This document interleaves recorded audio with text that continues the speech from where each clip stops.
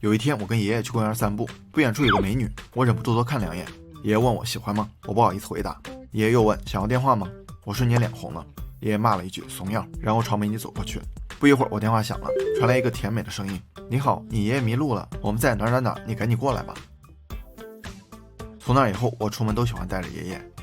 Hello， 大家好，这里是星河百度。小伙伴们发现没，有些问题用正常思维是百思不得其解，但反过来会有一种豁然开朗的顿悟。就像上学那会儿做数学证明题，老师教我们解题不要太死板，正着解不出来，你从结论入手，倒过来就简单很多。今天咱们就聊聊哪些逆向思维能给你带来全新的视角和清奇的思路来思考和处理问题，而且它们并不是枯燥的理论，有深度的同时甚至还挺有意思。我们一起来看一下。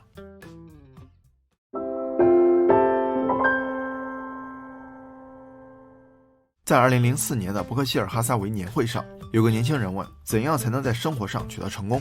还没等巴菲特回答，查理芒格说了，别嗑药，别乱穿马路，别染上艾滋。大家都以为这2字是不是开玩笑，但这恰好是芒格的逆向思维。他说，我不知道怎样让你变得富有，但我知道什么事儿会把你变穷。大家都想知道怎样一夜暴富，3年怎么赚100万，难怪成功学收割了一波又一波韭菜。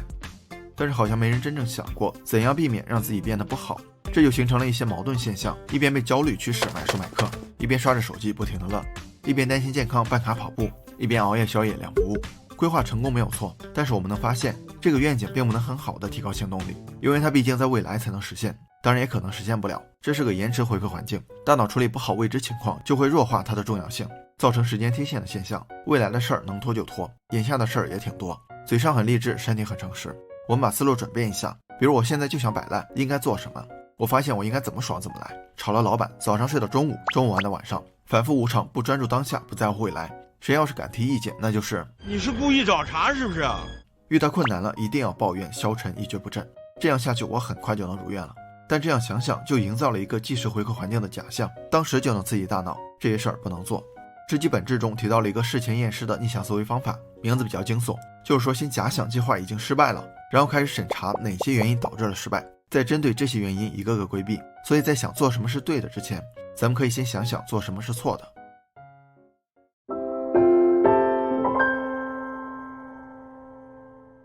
互联网行业变化速度极快，所以很多人在创业选择时都会跟随风向，什么火干什么，生怕自己的商业模式会被新技术新模式取代。但也有人反其道而行之，比如亚马逊创始人贝佐斯就提出未来10年什么是不变的。他找了3个非常简单又至关重要的事情：无限选择、最低价格、快速配送。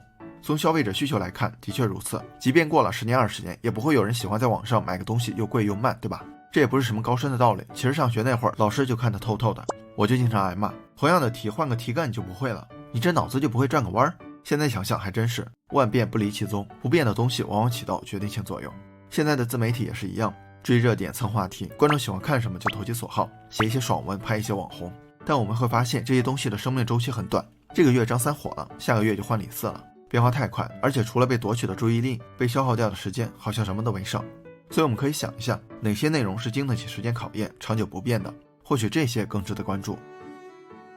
另外在就业选择上，很多人也是只找新兴的有红利期的行业，从传统电商到微商，从短视频到直播。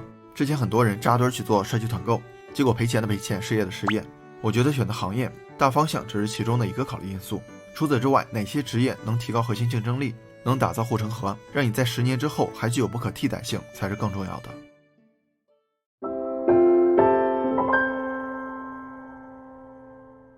张三在路口开了个加油站，生意火爆，每天很多车排队加油。李4看到了商机，在旁边也开了个加油站，这样一来张三的生意就少了一半，他肯定不乐意，对吧？于是张三加油打9折，李4看到了打8折，慢慢就卷起来了。张三加油送洗车，李4加油送按摩，投入越来越大，赚的越来越少。任何一个行业如果对手越来越多，受众保持不变，竞争只会不断加剧，造成内卷的现象。如果李4不是正面竞争，而是开个超市或者小饭馆，没准还能互相促进，增加客流。所以我们看到任何一个商业区，不光只有卖衣服的，还有奶茶店、餐馆、电影院之类的。深度思维提到了一个生态思维，就是说在一个生态环境中，所有个体事物的发展趋势、状态变化都不是随机的，也不是独立自主决定的，而是受整个生态的影响。所以新的事物入场之前，不能单纯的揪着某个个体来竞争，而是反过来从竞争到互补，我可以帮你，当然你也得帮我，这样整个生态就不会内部消耗，而是向外扩散。小米刚开始做手机打价格、饥饿营销，搞得手机市场一片混乱。其他厂商当然不愿意，也开始打价格战，看谁先耗死。不过这种模式没有可持续性，小米自己也深受其害，营收放缓，利润低下。所有人都在想小米还能撑多久的时候，雷军不再拼价格，而是打造小米生态链，大小家电、智能家居、数码周边等等。本来多元经营是很险的一步，但既然是生态，个体就不是独立的。手机可以与智能家居进行信息互动，它是整个生态的中心。这样一来，别的企业得靠手机盈利，小米手机像是个钩子，是生态的入口，盈利点在其他产品上。2017年，小米除手机外的生态链产品销售额突破200亿，这步棋不服不行啊！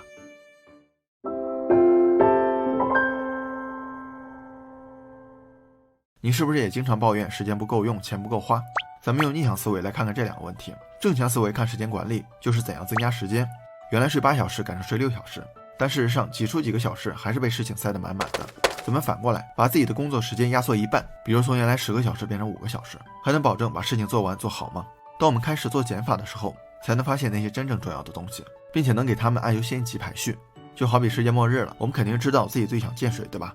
所有的时间管理书籍没有说如何增加时间的，相反都是教我们如何管理事物。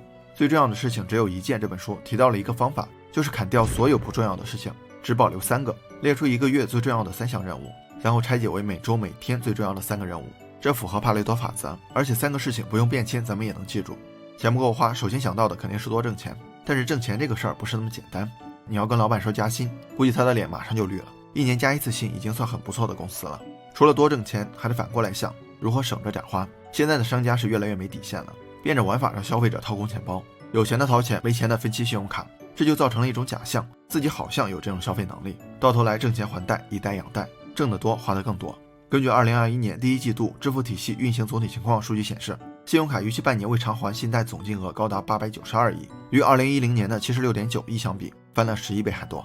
咱们可以假想自己没钱了，饭都吃不上了，还欠了一屁股债，你会把哪些东西变现换钱？列出个清单，这里面的东西很可能并不是生活必须的。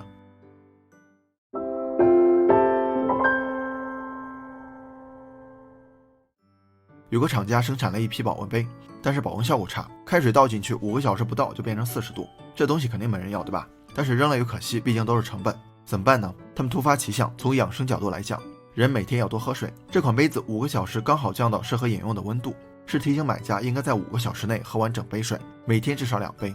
虽然是一本正经的胡说八道，但结果是不仅杯子卖得快，价格还翻了1倍。不得不说无奸不商啊！在逆向思维模式下，产品的缺点反倒变成了亮点。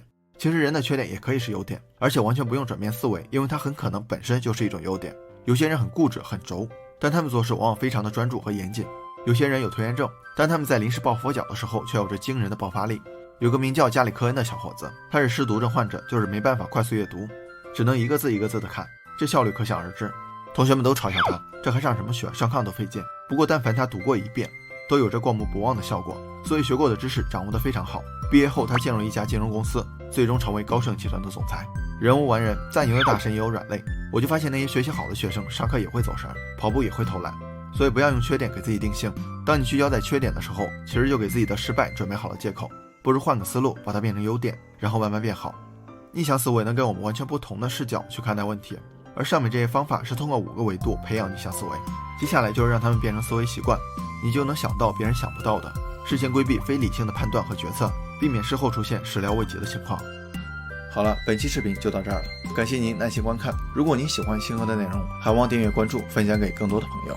一个人能走多远，要看他与谁同行。关注星河百度，咱们每周聊点有温度的成长内容。下期视频不见不散。